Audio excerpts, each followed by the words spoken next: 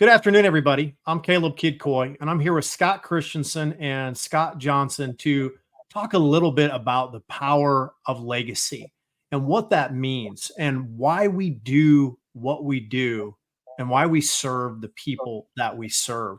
And I feel so blessed and so fortunate to be with these two gentlemen today to kind of glean from their lifelong wisdom and experiences and talk to you guys a bit about why we created this alignment and why Prosperity Producers Alliance was birthed.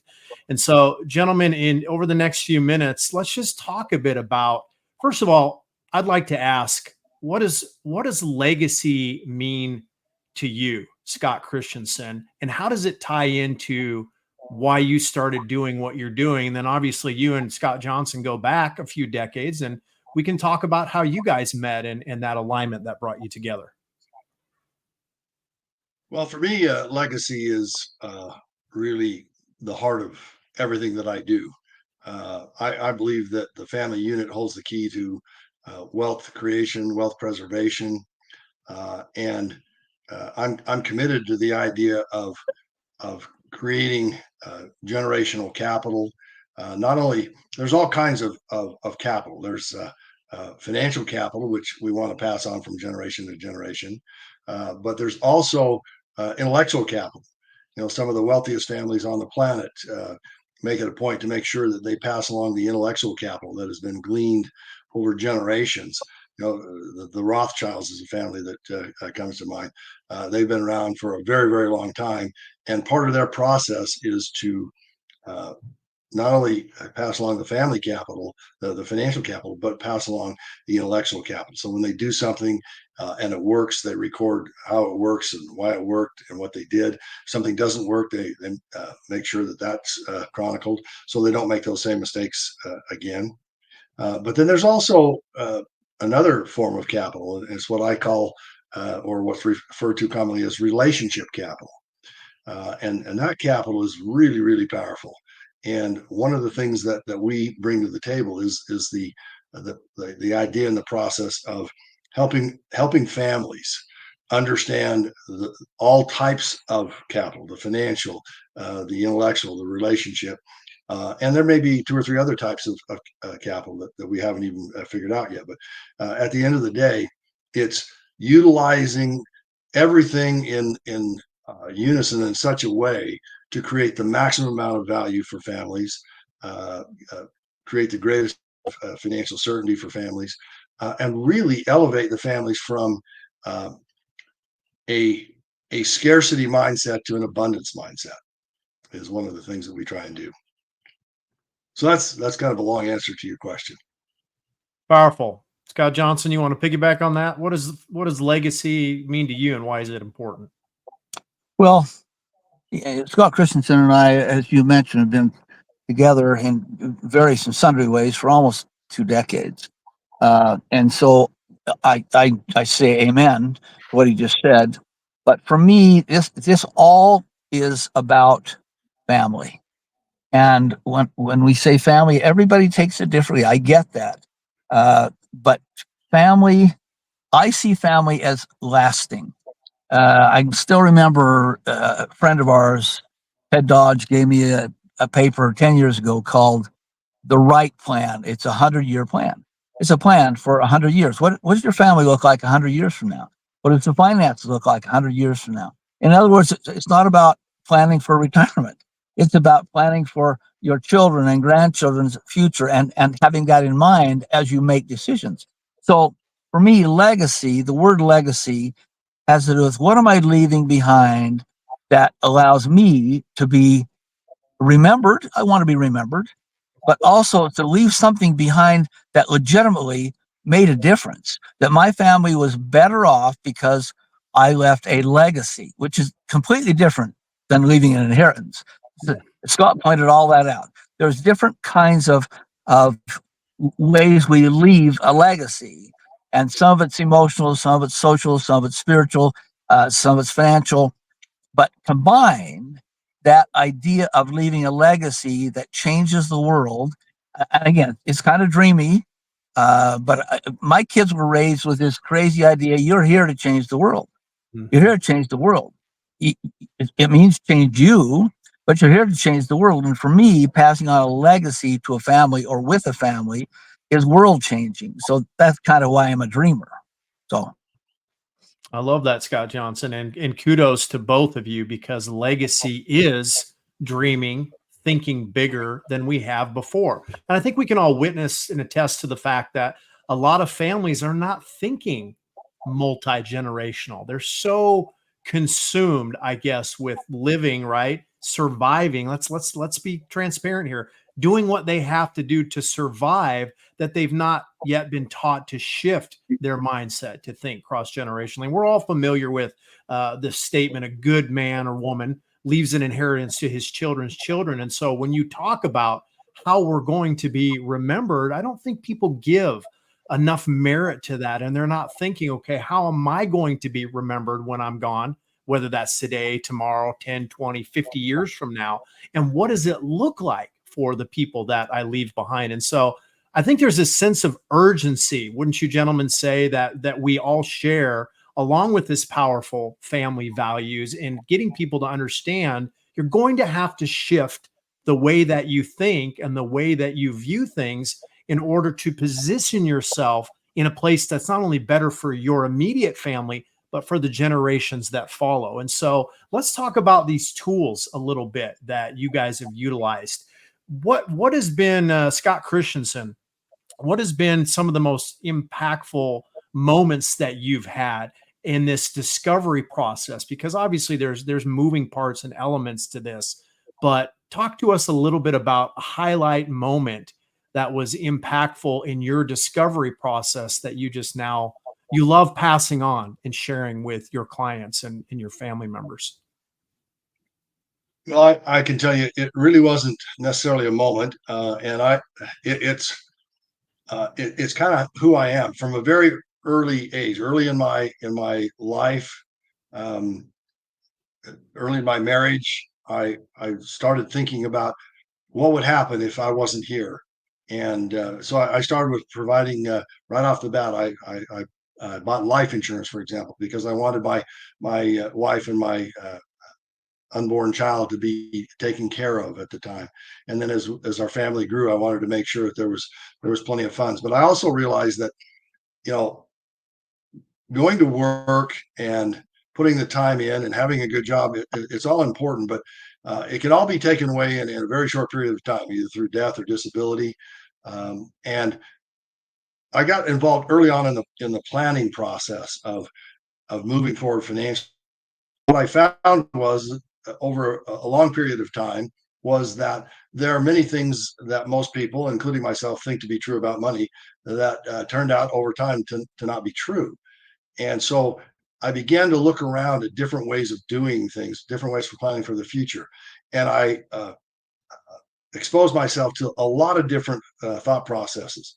Mhm. And over time, I began to integrate those and coordinate those thought processes into a more cohesive system, if you will.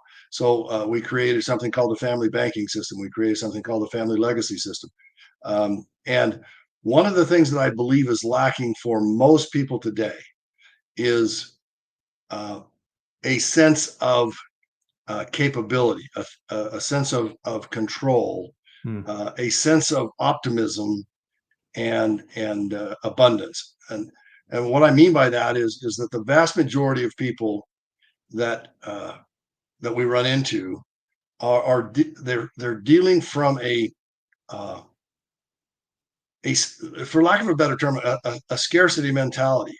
Is I can't do that because I can't do this because I don't have any money, and I don't have any money because, or I'm in debt, and I'm in debt because there are circumstances that happened that were beyond my control, and they may have been beyond your control, but how you react to them and what you do about that going forward is really the important part of it. And so for me, it's helping individuals and families shift their paradigm, uh, look at things a little differently. I tell people the economic future that we're living into, I believe, is far different than anything we've experienced in the past. I personally believe we are in a new financial paradigm that requires an entirely new way of thinking. Mhm. We're not living into the past 40 years. We're living into a brand new 40 years. That everything is. It's not that you can't base some of your thinking on past history, but you have to understand that that is not the history that we're living into, and so we need to shift how we look at things and how we do things, and be open to it, and put ourselves in a position to take advantage of. I mean, I tell people, listen, there are no natural resources on this planet, and people look at me like, no, you've lost your mind. And granted, there is air. We have to have air to breathe. I get that, and we need water. If you don't have water, we're not living very long. But by and large, there are very, very few natural resources, and by that I mean without human ingenuity, a tree is just a tree. Mm. Once human ingenuity comes into play, that tree can be cut down. It can be turned into all kinds of different things. And so the human, the individual, is the greatest natural resource this planet has ever created.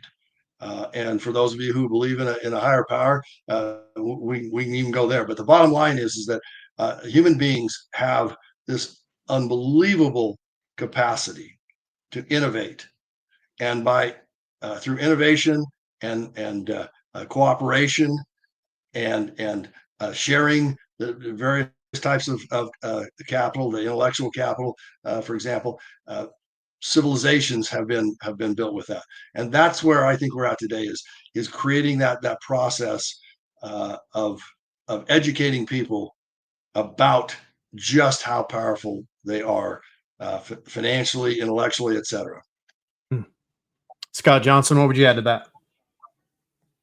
Another amen. Thank you, Scott Christensen. That's but let me just quickly go back and share. You ask about a point. Was there a point where you saw a shift personally?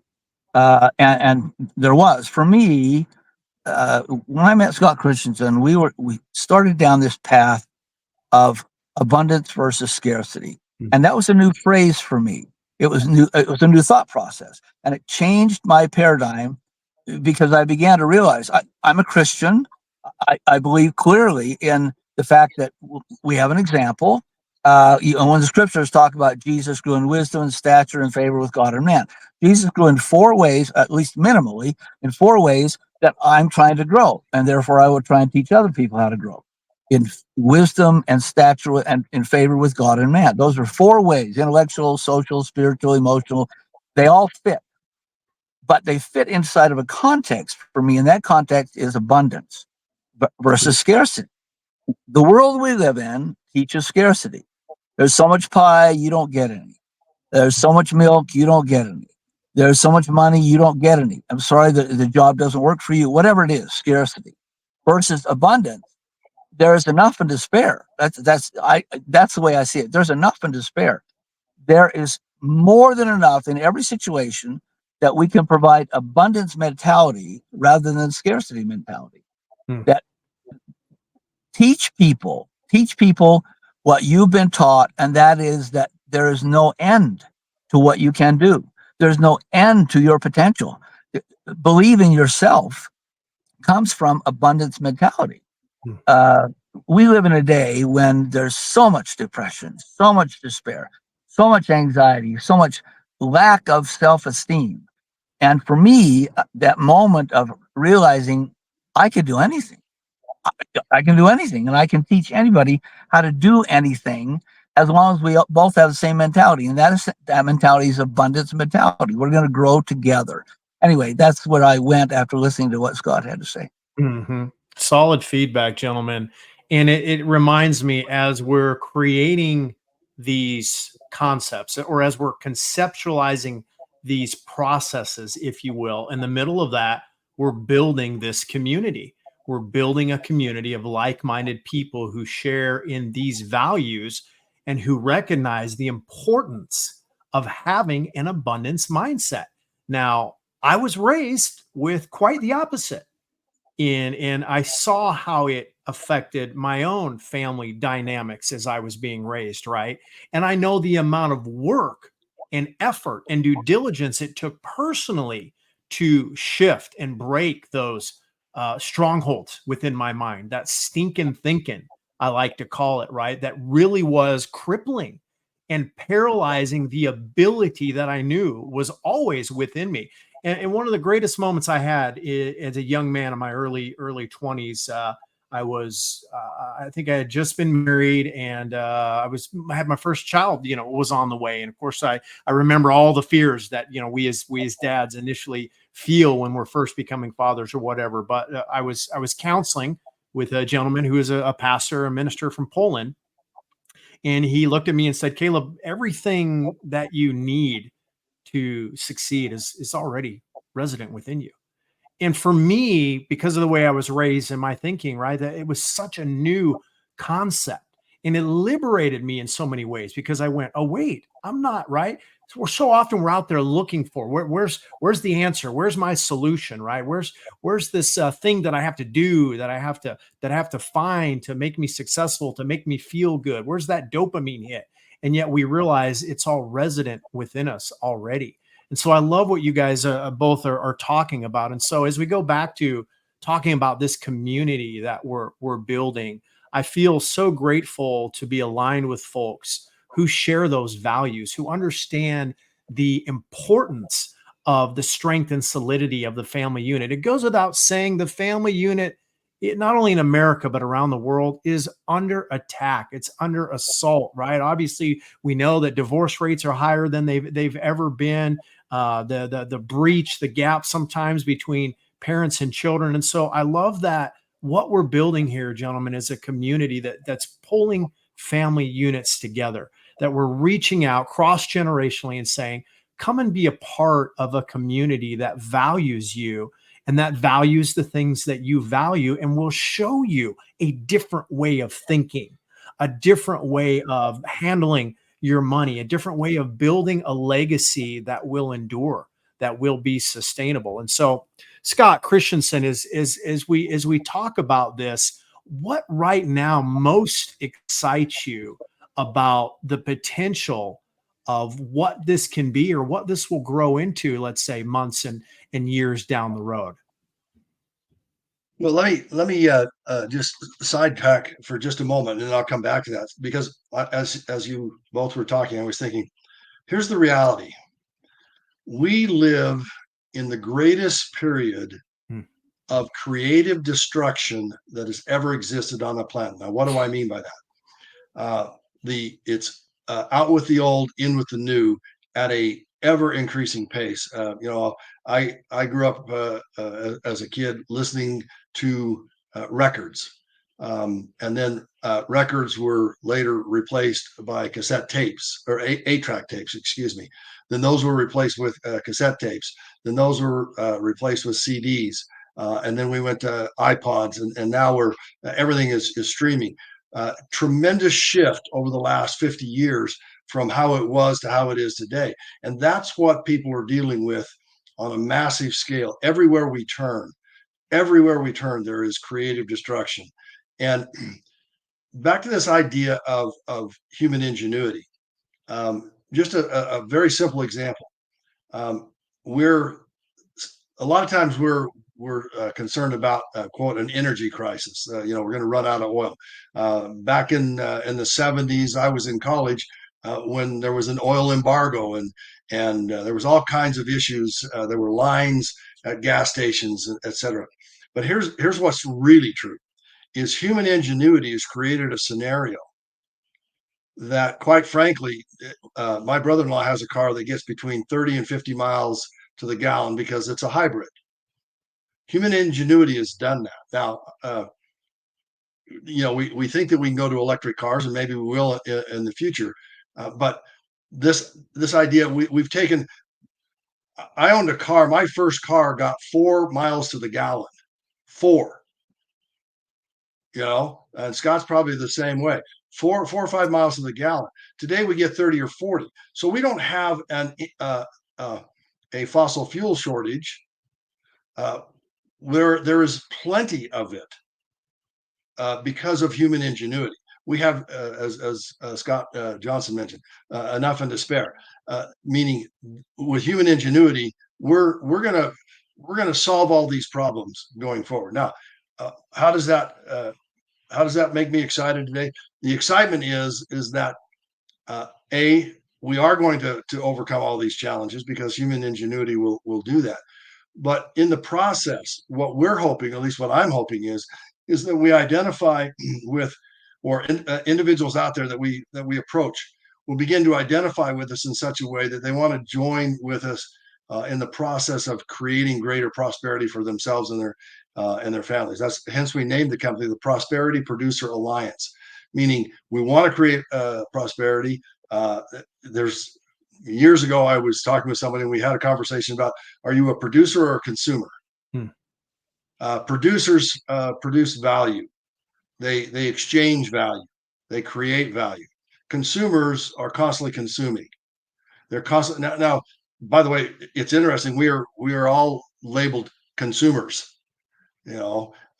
Which I never thought about it until not too long ago. That's maybe as a derogatory term. It's a demeaning term, because yes, we are consumers, but there is a way to switch that process around.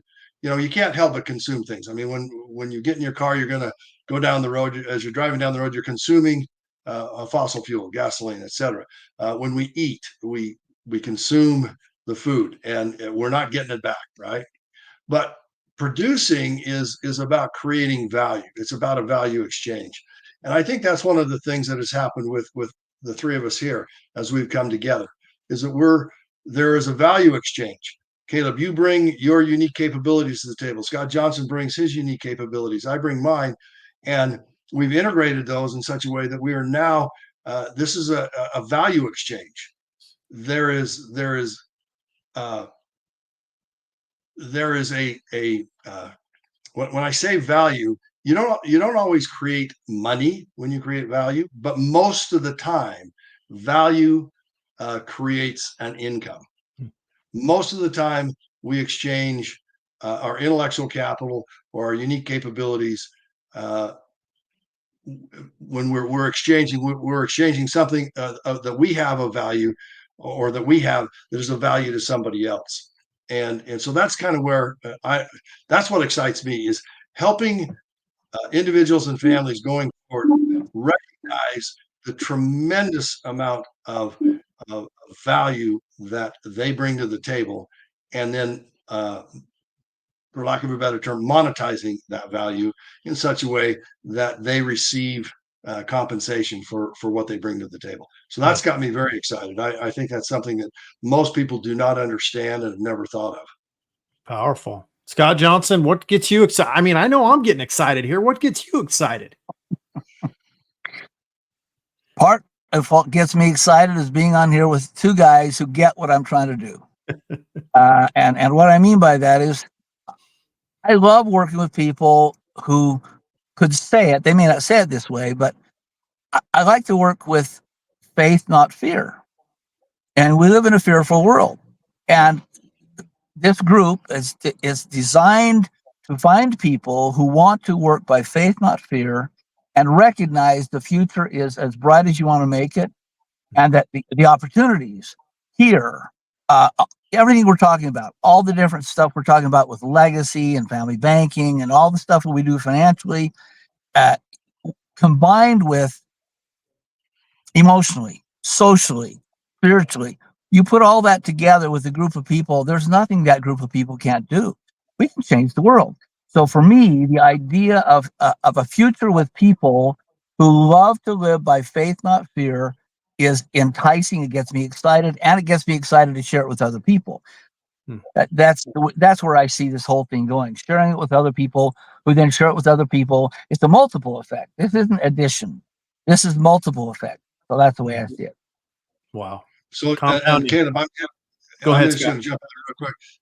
You said something earlier, and you repeated it again, and that's this idea that if you change if you assimilate some intellectual capital from somebody else, and it impacts you in such a way that it causes a shift in your behavior, then you literally do change the world. The world is different because you now are different. Now, the next part of that is how much of a ripple effect can that shift or change have?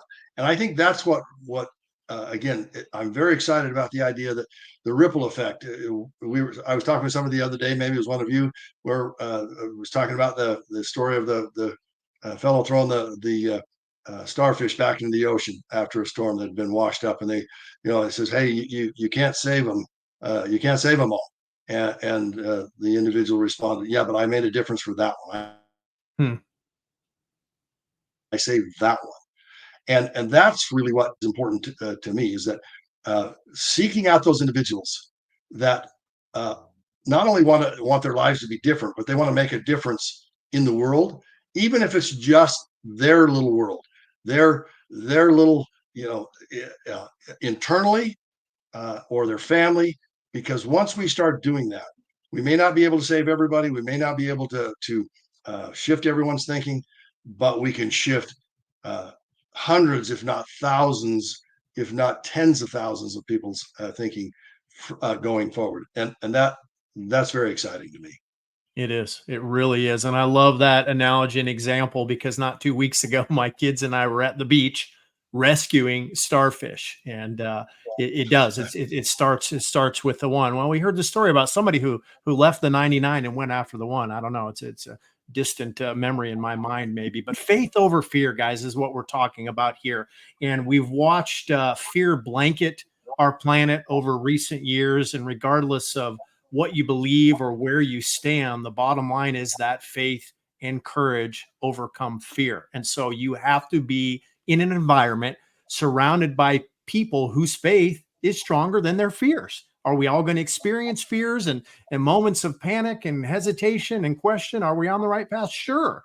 But do we live in that, or do we shift our mindset to say, all things and anything are possible if I surround and align myself with the right people in the right place at the right time? And I believe that time is absolutely, undoubtedly right here and now. Then I have the capacity and the ability to do what's not been done before, to accomplish, the dreams, the desires, the goals that maybe I left on the shelf, that I set on the sidelines, that I sacrificed years ago. We want you guys to begin to dream again. We want the dream to come alive within you again, that the possibility and the potential is there. No, we don't know what the future holds, but at the same time, we are creating our future, and together we're building a powerful legacy. Gentlemen, it's been a joy as we continue this conversation on. We're going to give you guys more details and more insights into what we're doing, this community that we're building, and how you can share in the value